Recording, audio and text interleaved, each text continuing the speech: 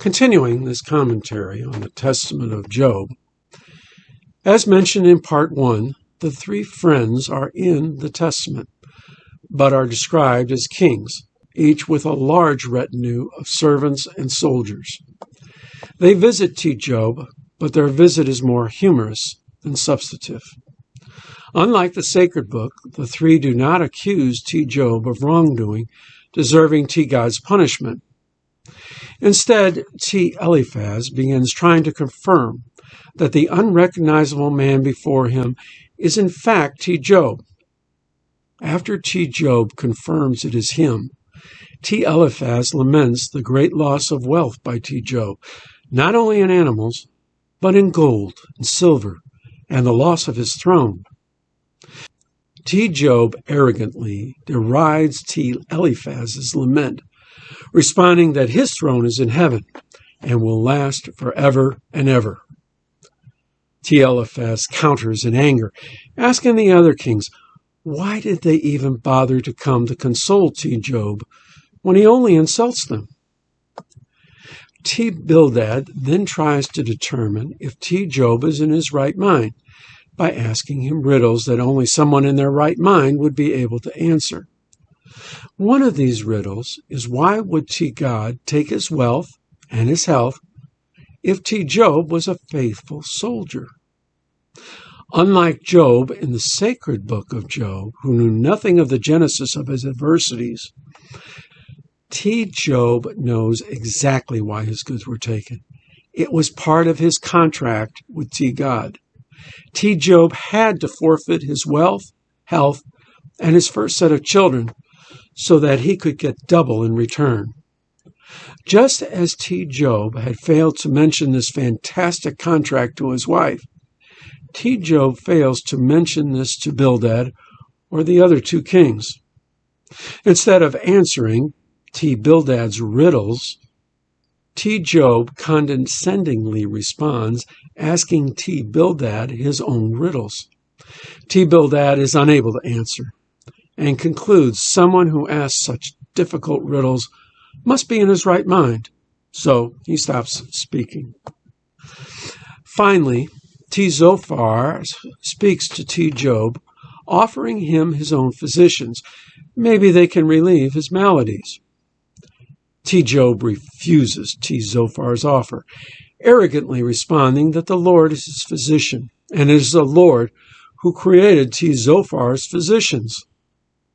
Once again, T. Job fails to mention his fabulous contract with T. God that guaranteed his life would be spared and that his health would be returned. Just as at the end of the sacred inspired book, where God rebukes the three friends, so too in the Testament, T. God rebukes the three kings. But the Testament's rebuke is much harsher. T. God threatens to destroy the three kings if they do not repent and offer sacrifices. Interestingly, T. God does not rebuke the three kings for speaking wrongly about him, as God had done in the sacred book, but for speaking wrongly about T. Job. For those who consider the Testament as pious writings, T. God's rebuke is a little bewildering, even embarrassing, an embarrassment that can only be dulled by the reader's intoxication over Job's fantastic charities, rewards, and perseverance. Consider, T. God would have destroyed T. Eliphaz because he could not recognize T. Job and had to question him to confirm if it was really him. T. Bildad would have been destroyed by T. God for trying to determine if T. Job was in his right mind. While even more perplexing, T. God would have destroyed T. Zophar for offering the help of his physicians to treat T. Job's maladies. While each rebuke may be perplexing and embarrassing to those who consider the Testament pious writing, for those who recognize the satanic foundation of the Testament, the frivolity for T. God's threat is ludicrous and kind of humorous.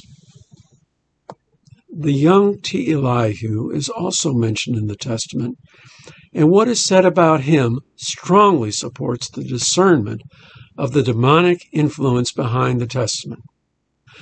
A reader of the Testament who becomes intoxicated with the wealth and perseverance of T. Job may be dulled into accepting the Testament's many contradictions of the sacred book as simply literary devices to make the all-important point that anyone can overcome Satan through perseverance. But making this point does not require the poisoning of T. Elihu's character. In comparison to the sacred book, where 6 chapters are devoted to Elihu's words, in the Testament, T. Elihu's words cover only 4 verses, and they don't even sound like Elihu's in the inspired book. They have a totally different character. Then the Testament defers to another book, the Miscellanies of Eliphaz, to justify calling T. Elihu the only evil one. I will say it again. The Testament accuses T. Elihu of being the only evil one. A footnote here. I know of no existing copy of this ancient book, the Miscellanies of Eliphaz, nor do I know of any evidence that confirms the book ever existed. 17 verses, a whole chapter in the Testament, is committed to a hymn accusing T. Elihu of being the evil one. In the sacred book, even a cursory reading reveals Elihu is no worse than the 3 friends, and may be better for all the praises he trumpets of God. An attentive reading will conclude, as did St. Thomas Aquinas, that everything Elihu said in the sacred book was true. When the sacred book was viewed in the light of the true central question, what is man? Elihu shines as being who he says he is. He is speaking on God's behalf, i.e., he was God's messenger. Certainly, a strategic objective of satanic disinformation is to poison the character of God's messenger in the inspired book of Job. The final, deceptive sweetener in the Testament is the discussion of 3 magical cords from heaven that T. Job gives to each of his daughters to wear around their breasts. He tells them, T. God had given him the cords and told him to gird his loins like a man. After he did so, the worms infecting his body disappeared, and his body became as healthy as if he had never been afflicted. With these cords, T. Job tells his daughter they will never have to face T. Satan. They will serve as protective amulets. As T. Job's daughters gird their breasts with these cords, one daughter began speaking in an angelic dialect. Another daughter began speaking in the dialect of the archons, that is, spirits described in Gnostic lore that guard the 7 heavens. And the last daughter began speaking in the dialect of the cherubim. Christians may recognize the heretical Gnostic references in this discussion of magic cords and amulets, while others may find these objects intriguing and provocative, part of the sweetener added to disguise the poison in the Testament. The most important strategic objective in the demonic Testament battle plan was the poisoning of the genesis of Job's adversities. The first 2 chapters in the inspired book of Job reveal Job's adversity were the result of a contradiction of God's judgment by Hasatan. The Testament gives a contradictory reason. T. Satan was only retaliating for the destruction of his temple by T. Job. In the Testament, there was no drama in heaven, no question as to the character of Job or man. The Testament's substitute explanation for the reason for T. Job's adversities put the question, what is man, so far out of view and consideration as the East is from the West. Many will be surprised at the strategic objective of poisoning Elihu's character. For these people, Elihu was basically an additional friend who said nothing significantly different than what the others had said. Some even conjecture Elihu had been written into the story at a later date. The Testament's poisoning of the understanding of the young Elihu is a red flag, a very important contradiction supporting the recognition of the demonic foundation for the Testament. By targeting Elihu's character, the Testament reveals how important Elihu is, enough to target him. It was an important strategic objective to poison the recognition of Elihu, thus undermining and subverting the truth in the sacred book of Job.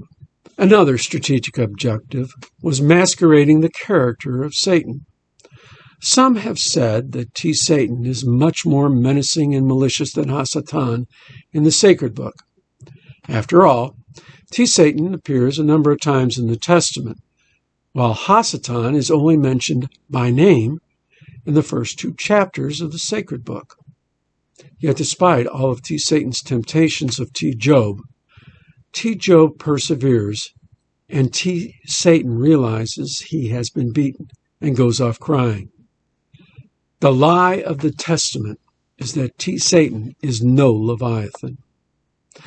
As for demonic tactics, the poisonous contradictions were cloaked with an extravagant sweetness, thus masking the bitterness of their poison.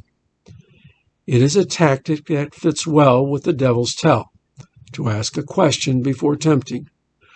Both tactics prey on doubt, uncertainty, and baser appetites in order to tempt man to accept and consume its lies.